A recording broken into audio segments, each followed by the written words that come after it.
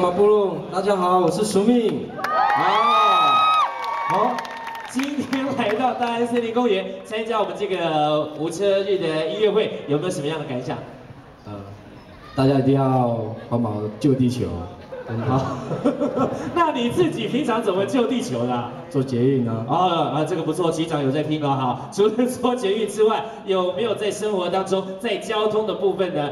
彻底执行节能减碳的工作？除了捷运之外啊，就是走路，走路。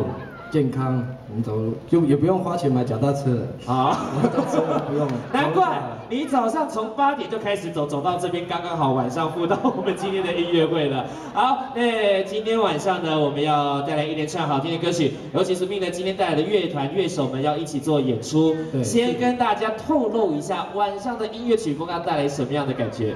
这是第一次很特别的一个编制，就把所有的编曲都用大小提琴乐器来做编制，而且为了要凸显本团的唯一的一枝草，所以其他团员都是女生。哎呀，真的太凸显了啊！